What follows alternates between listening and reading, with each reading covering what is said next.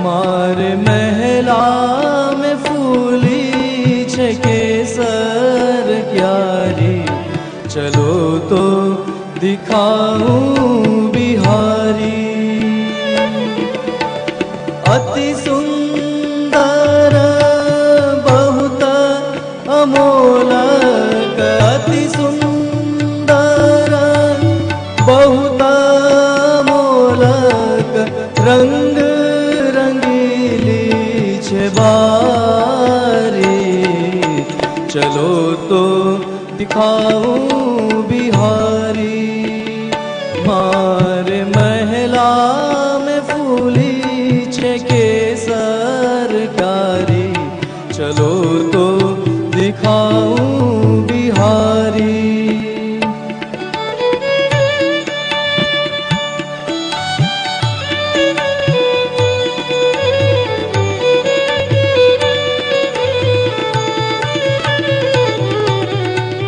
नंदा जी ने रास पंचाध्यायी में लिखा है, कितना कष्ट हुआ, कोटि जन्म लग नरक भोग अग भुगते क्षण में। करोड़ों जन्मों की नरक यातना मानो एक क्षण में भोग ली हो। ध्यान प्राप्ता चिता श्लेष निर्वच्या क्षीण मंगला। आंख बंद करके ध्यान करने लगी। अब ध्यान में आया आनंद और तड़फन में हुई पीड़ा। कष्ट से और आनंद से अंतर्ग्रहगता गोपियों ने प्रारब्ध भोग लिए, ध्यान जनित सुख में पुण्य का फल भोग लिया और विरह जनित कष्ट में अंतराय भोग लिए। सारे सोधनी जी में महाप्रभु जी आज्ञा करते हैं कि प्रारब्ध कितना भी प्रबल हो, प्रारब्ध कह रहा है अभी 3 जन्म तक दर्शन नहीं होंगे ठाकुर जी के, अभी ढील है, अंतराय है। लेकिन यदि विरहग्नि प्रबल तापग्नि जग जाए तो उसी समय सारे अंतरायों को भस्म कर देती है, तत्क्षण ठाकुर जी की प्राप्ति हो जाती है। ये विरहग्नि सबको भस्म कर देती है।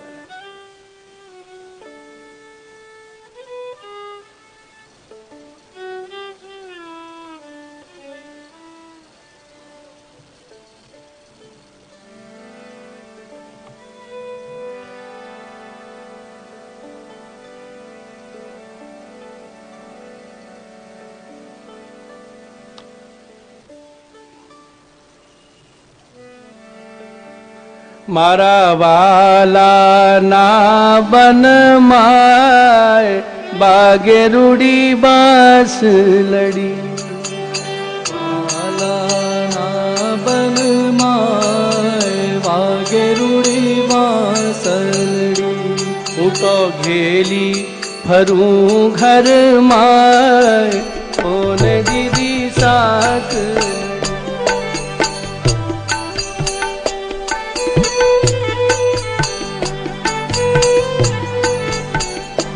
मारा वाला ना बन माए, बागे रूड़ी बांस लड़ी।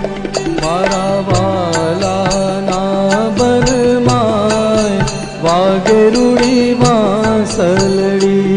तो खेली फरू घेर माए, होने दीदी साक लड़ी।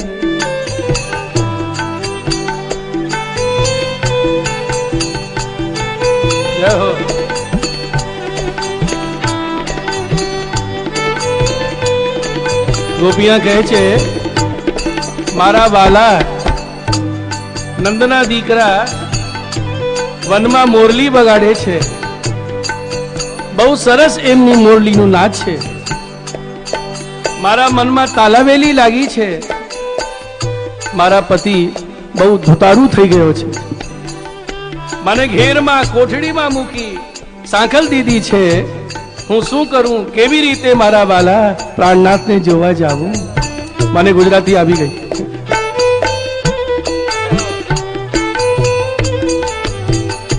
मारा वाला ना बन आगे रूड़ी बांस लड़ी।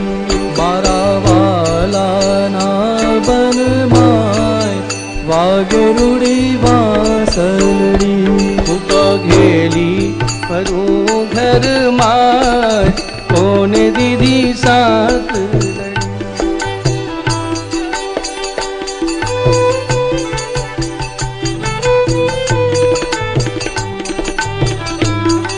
इतना विरह हुआ इन गोपियों को। घर वालों से कहा, शरीर पर अधिकार दिखाते हो, ये प्राण तो श्री कृष्ण की धरोहर है। और उसी समय शरीर त्याग दिया। सबसे पहले जाके भगवान में साइज हो गई, भगवान की अलख में लीन हो गई। अरे जिस लीला में देह का भी त्याग कर दिया है, क्या देह सुख की चाह हो सकती है महाराज। सबसे पहले पहुंची भगवान के पास। चली जा रही हैं गोपियां, यद्यपि उल्टे सीधे वस्त्र भूषण धारण करके गई हैं। भगवान की दृष्टि पड़ी, यद्यपि वस्त्र आभूषण उलट पलट बनाए, हरि की दृष्टि पड़ी जहां के तहां चले आए। जो जहां का वस्त्र था, जो जहां का भूषण विराजमान हो गया। गोपियों को देखा भगवान ने, बंसी बजा रहे हैं, अधरों से बंसी हटाई, अपनी कटी में खोस रहे हैं भगवान। क्या भाव है? बंसी अधर से हटी, क्यों?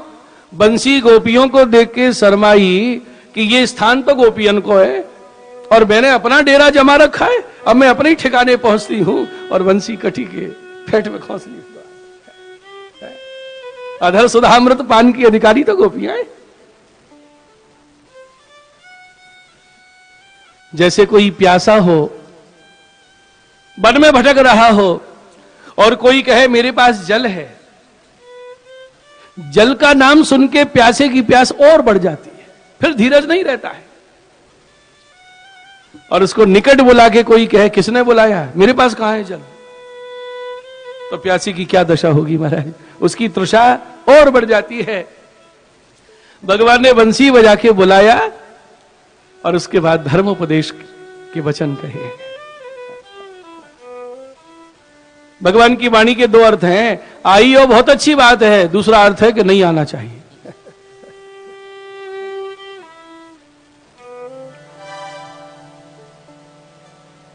नंदा जी कहते हैं कि रसमार्ग में वक्र वचन भी रस वृद्धि करते हैं, है ना।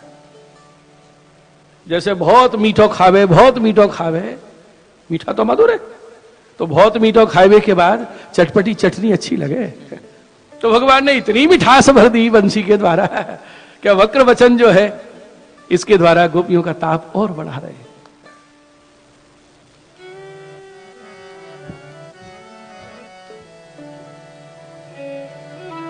स्वागतं वो महाभागा प्रियं किंकरवाणिव ब्रजस्या नामयं कचित् ब्रूता गमनकार।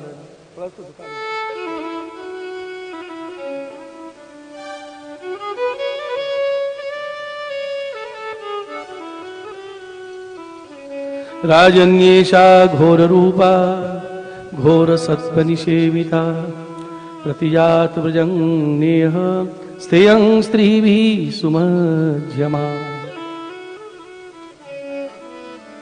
मातर पितर पुत्रा भ्रातरा पतयश्च विचिन्वन्ति अपश्यन्तो मा कृड्वं वन्दु साध्वसम्।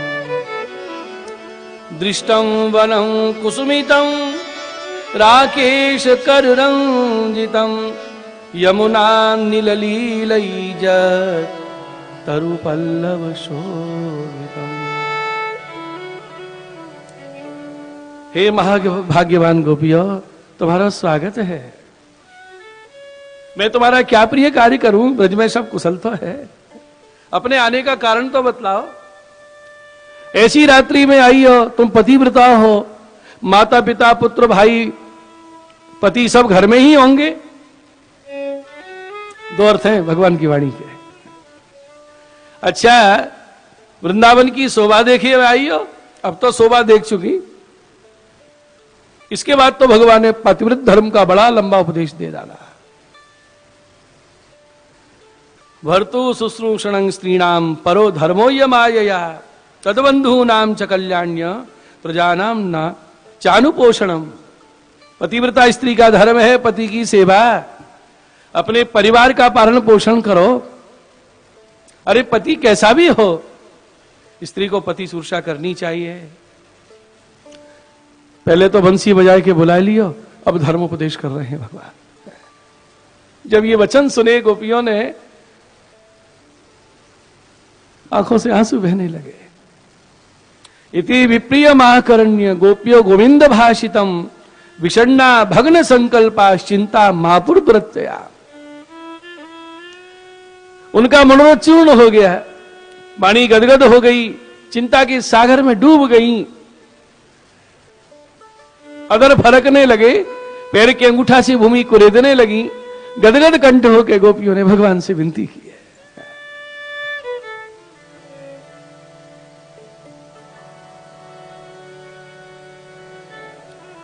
11 श्लोकों में भगवान ने कहा घर जाओ, 10 श्लोकों में, और गोपियों ने 11 श्लोकों में उत्तर दिया है। एक एक श्लोक का उत्तर दिया है गोपियों ने।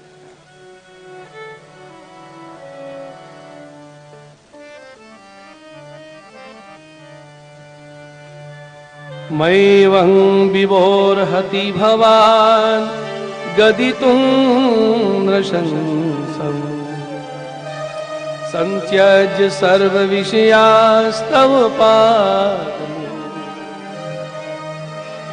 भक्ता भजस्व दुर्वाग्रहमात्यजास्मान् देवो यथादि पुरुषो भजते मुमुक्षु। अहो मोहन अहो प्राणनाथ सुंदर सबलायक निष्ठुर बचन जिन कहो नहीं यह तुम्हारे लायक।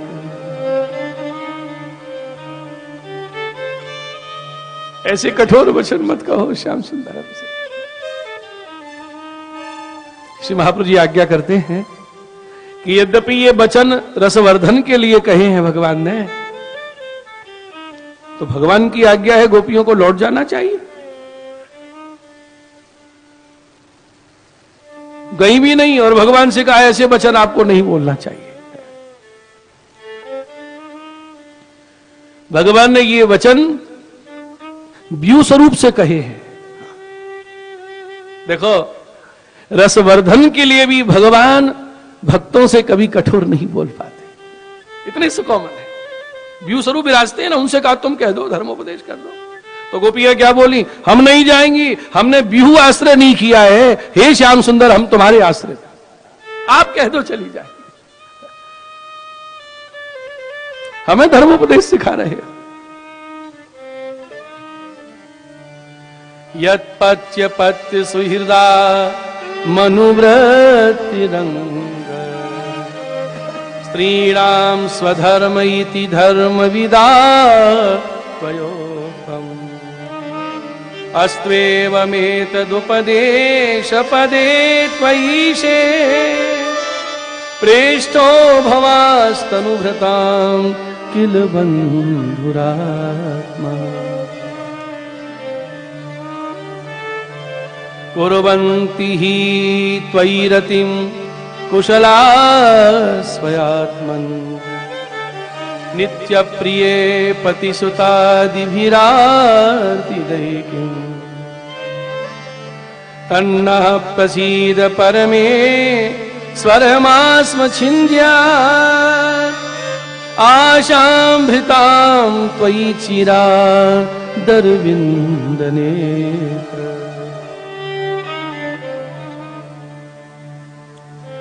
आपने कहा पति पुत्र बंधु सेवा स्त्री धर्म है, तो सुनो हमारे तो सब कुछ आप हो। जो आत्मज्ञान में कुशल हैं वो आपसे ही प्रेम करते हैं। ये देह संबंधी नासवान आज हैं कल नहीं रहेंगे, इनसे उनको क्या प्रयोजन है। श्याम सुंदर आपने कहा पति सेवा करनी चाहिए, तो हम वही तो कर रही हैं, क्योंकि हमारे तो आत्म संबंधी पति आप है। यह नित्य दुखरूप पति पुत्र आदि देह संबंधियों से हमारा क्या प्रयोजन है? हम पर कृपा करो।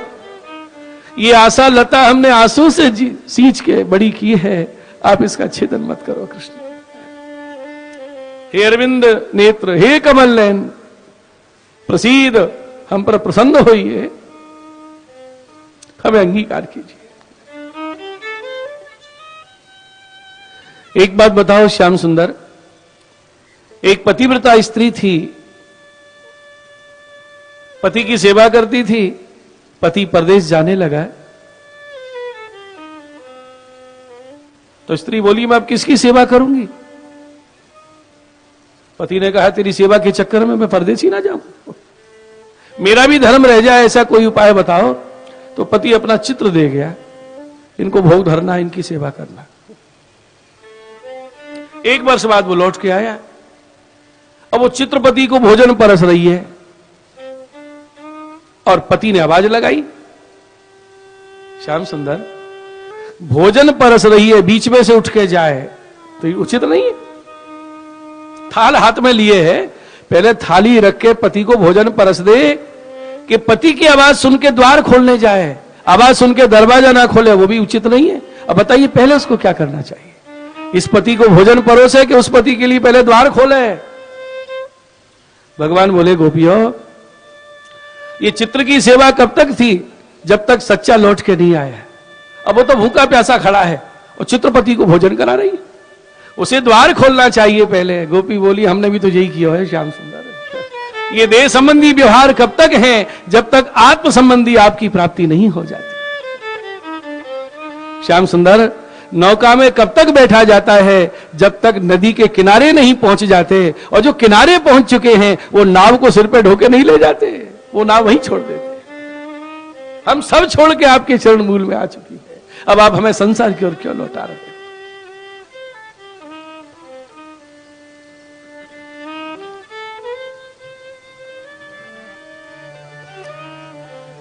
आपने कहा घर जाओ, हम तो घर में ही थी, आपने ही बंसी बजा के हमारे चित्त को खींच लिया है।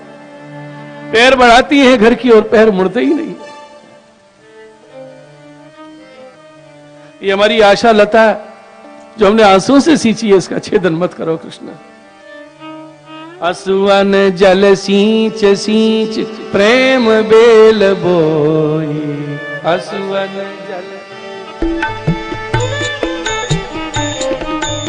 असुअन जल सींच सींच प्रेम बेल बोई।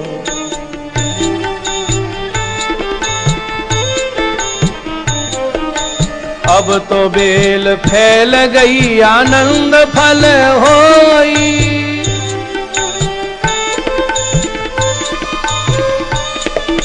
मेरे तो गिरधर गोपाल दूसरो न को।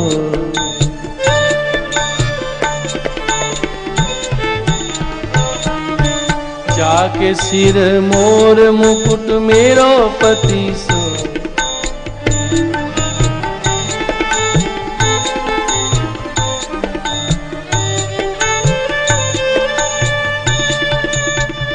कैसी तड़प रही है गोपियां, विवल हो रही हैं। कोई कामना नहीं है, बस हमें किंकरी के रूप में अंगीकार कर दीजिए।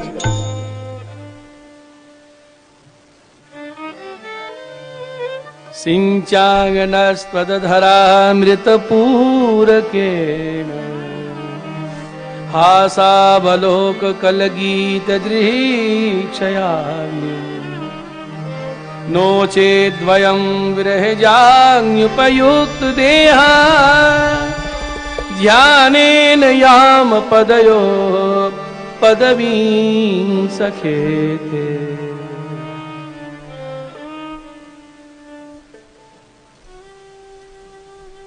हे प्राण वल्लभ,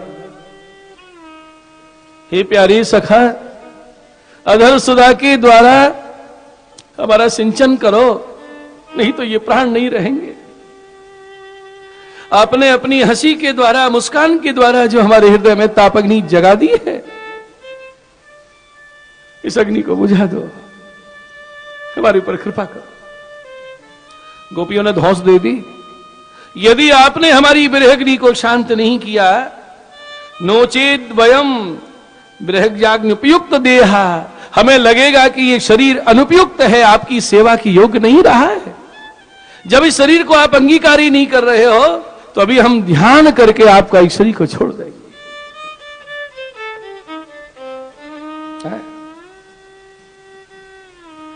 जो न देहो अधरामृत तो सुनिए सुंदर हरि, करिहे ये तन भस्म बिरहे पावक में कूंद जरी। क्या धौंस दे रही है? ध्यानेन याम पदयो हो पदविंग सखे थे। हे सखे, तुम्हारा ध्यान करके शरीर छोड़ेंगी। हमने सुना है अंतिम समय जो ध्यान करके शरीर त्यागता है ना, उसी को प्राप्त होता है?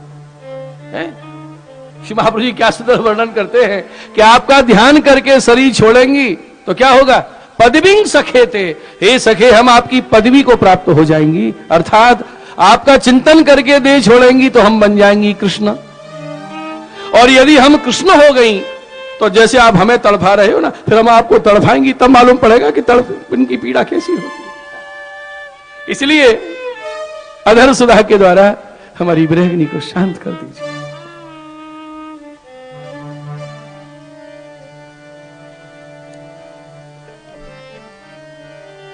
वीक्ष्याल का व्रत मुखम तव कुंडल श्री, गंडी स्थलाधर सुधम हसितावलोकम, दत्ता भयं च भुजदंडयुगं विलोक्य, वक्षः श्रियैकरमणं च भवामुदास्य।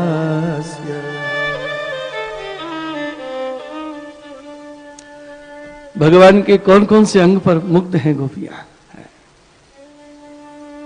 वीक्ष, जब से हमने दर्शन किए हैं, अलकावृत मुखम, अलकावली से आवृत आपका मुखारविंद, कुंडल श्री शोभा, गंडस्थल अधर सुधा, हंसना और बोलना, दत्ता भयम,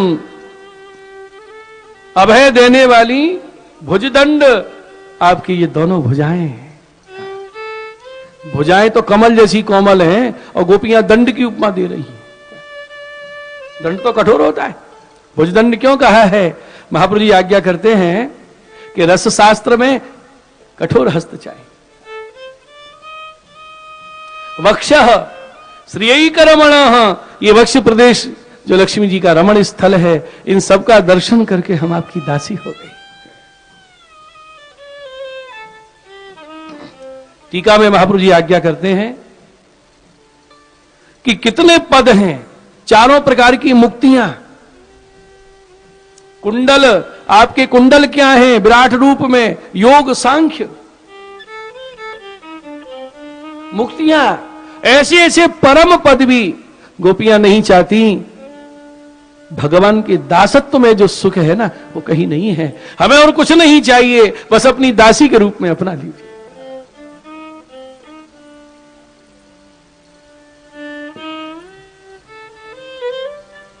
श्रीहस्त को भुजदंड क्यों कहा है?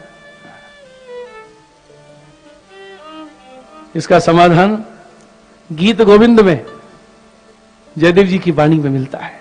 ये रसिकों के भाव हैं, श्री महाप्रभु जी की बड़ी गूढ़ वाणी है। कुंज कुटीरे यमुना तीरे, कुंज कुटीरे यमुना तीरे, वसत बने बनमाली, वसत बने बनमाली, गोपी पीन पयोधर मर्दन, गोपी पीन पयोधर मर्दन, चंचल कर युगशाली, चंचल कर युगशाली, कुंज कुटीरे यमुना कुंज कुटीरे यमुना तीरे। कृष्ण कन्हैया लाल की। गदगद कंठ हो गया। हे आर्तजनों के बंधु, एक बार हस्त हमारे हृदय पे धर दीजिए, हमारे माथे पे धर दीजिए। हम आपकी दासी हैं, किंकरी हैं। ये गोपियों का प्रणय गीत है, भगवान सहन नहीं कर सके।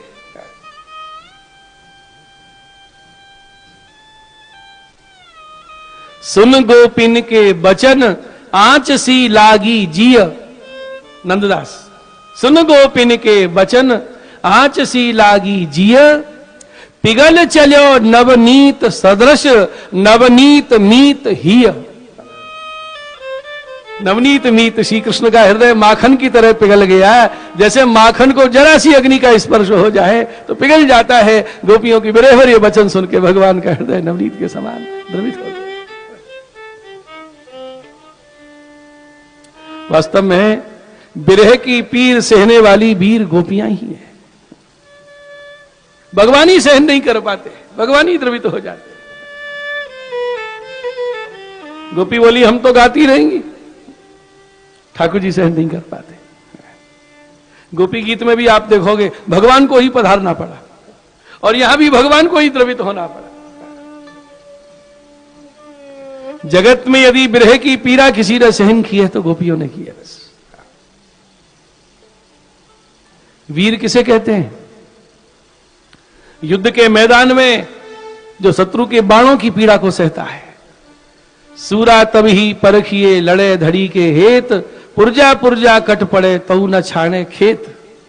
वो वीर योद्धा है, लेकिन जो विरह की पीर सहन कर ले वो वीर गोपियां हैं। इसलिए ब्रज में गोपियां जब आपस में एक दूसरे को बुलाती हैं तो कैसे कहती हैं? अरे वीर, अरे वीर। यहां वीर माने जो विरह की पीर को सहन करती है। गोपियों के समान कौन हो सकता है? इति विक्लिवितं तासां श्रुत्वा योगेश्वरेश्वरः प्रहस्य सदयं गोपी रात्मा रामोत्तरी। योगियों के ईश्वर भगवान श्री कृष्ण ने गोपियों के विरह हुए भरे वचनों को जब सुना, प्रहस्य भगवान हंसे सदैव दया करके। यद्यपि भगवान आत्मा राम है, गोपियों के साथ रमण कर रहे हैं, गोपियों से मिल रहे हैं। कैसे? भगवान का मिलन दो प्रकार का होता है, एक आत्मरमण, दूसरा बाह्य रमण। हमारा कोई बहुत दिनों का बिछड़ा हुआ मित्र मिलता है तो हम गले लगते हैं, ये बाह्य मिलन है।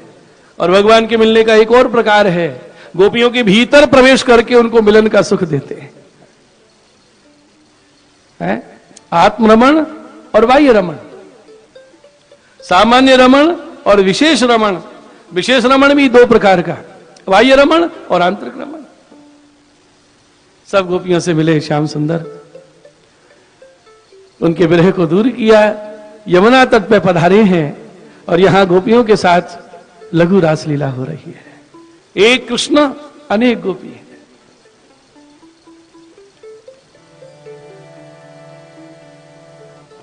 बोलिए रास बिहारी लाल की।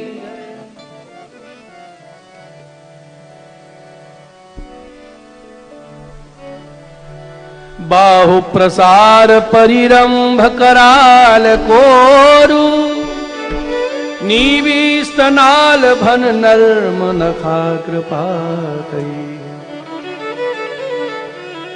छेल्यावलोक हसितैर ब्रज सुंदरीणा, उत्तम भयं रतिपति रमयांचकार।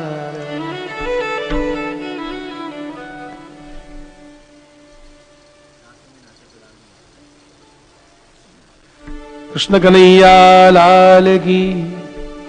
इस श्लोक में लघु रासलीला का वर्णन है। श्री महाप्रभु जी आज्ञा करते हैं, क्रिया सर्वापि सैवात्र परम कामो न विद्यते। आलिंगन मिलन सब हो रहा है, लेकिन काम नहीं है, यहां विकार नहीं है।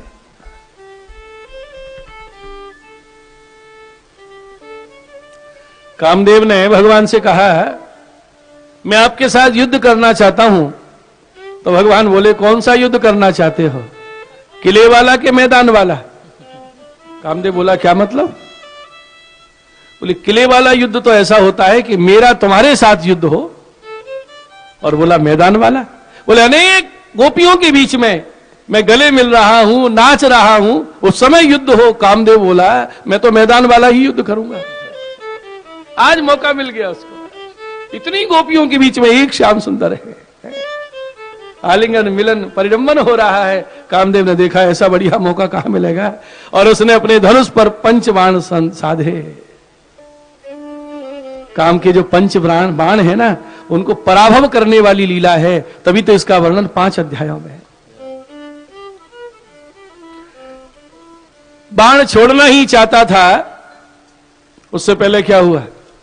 जो ही कामदेव बाण छोड़ना चाहता है, भगवान ने गर्दन घुमाई और अपनी दृष्टि का बाण छोड़ दिया कामदेव के ऊपर। ऐसा माधुर्य, ऐसा रूप कामदेव का, कहीं धनुष कहीं बाण गिरा, मूर्छित होकर नीचे गिरा। भगवान का नाम पड़ा, मनमथ मनमथ मदन मोहन। बोलो कृष्ण कन्हैया। काम का मान मर्दन किया है इस लीला में। ये आलिंगन मिलन क्या है? देखिए, आनंद 3 प्रकार का होता है, विषयानंद, ब्रह्मानंद और भजनानंद। विषयानंद किसे कहते हैं? इंद्रियों से जिस आनंद का अनुभव स्वर्ग में देवता करते हैं, विषयानंद है। और हम संसारी जिसको आनंद माने बैठे हैं ना, वो तो विषयानंद भी नहीं है, वो तो भ्रांति है आनंद की।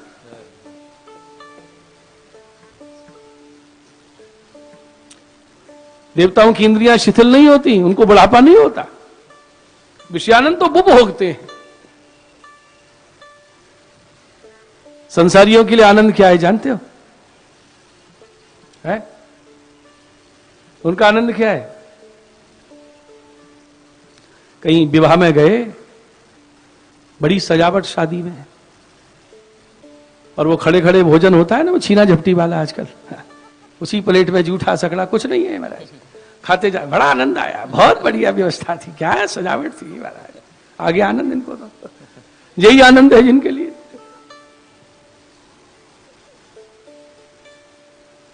कहीं घूमने गए, बहुत देर हो गई लौटते में, रात को नींद अच्छी आ गई, सवेरे अंगड़ाई लेके उठे और बोले, आनंद आ गया, नींद बहुत बढ़िया आई, हो गया आनंद। खाना पीना सोना, यही जिसके लिए आनंद है, यह आनंद तो उसकी कल्पना का विषय भी नहीं है।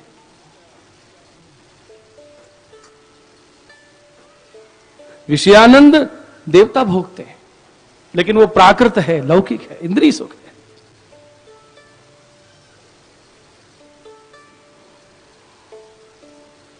और पूर्णानंद, ये आत्मा का आनंद है। हमारे यहां आनंद वल्ली उपनिषद आदि में आनंद की गणना की गई है। इतना आनंद, फिर इससे बढ़ जाए, इतना आनंद, फिर इतना आनंद, ऐसे गिनती करते करते कहा यह पूर्ण आनंद है। यह आनंद की सीमा समाप्त हो जाती है। योगी समाधि में आनंद भोगता है, मुक्ति का आनंद, ऐसे गिनती की गई है। पूर्णानंद है, आत्मा का आनंद है। और भजनानंद क्या है?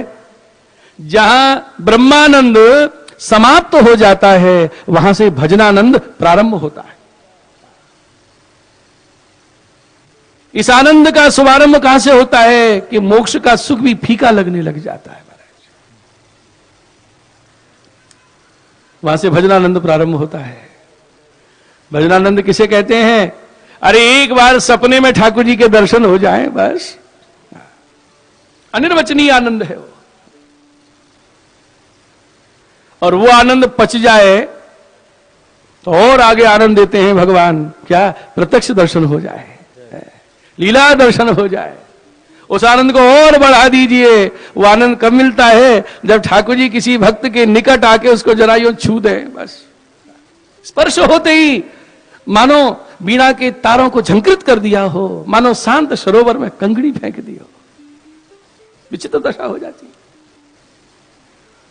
और उस आनंद को और 100 गुना बढ़ा दो, ठाकुर जी किसी का हाथ पकड़ लें और उस आनंद को 100 गुना नहीं, 1000 गुना नहीं, अनंत गुना बढ़ा दीजिए। वो आनंद कब मिलता है? जब भगवान भक्त का हाथ पकड़ के उसको हृदय से लगा ले। भगवान के हृदय से हृदय जुड़ गया, भुजा से भुजा मिल गई, कपोल से कपोल मिल गए। ये जो मिलन है, भगवान के रोम रोम से आनंद की तरंगें निकल रही हैं, भक्त में प्रवेश कर रही हैं, और भक्त से वो तरंगें भगवान में प्रवेश कर रही हैं। भगवान भक्तमय हो जाते हैं और भक्त भगवान में हो जाता है। ये जो मिलन है, यही रासलीला का मिलन है।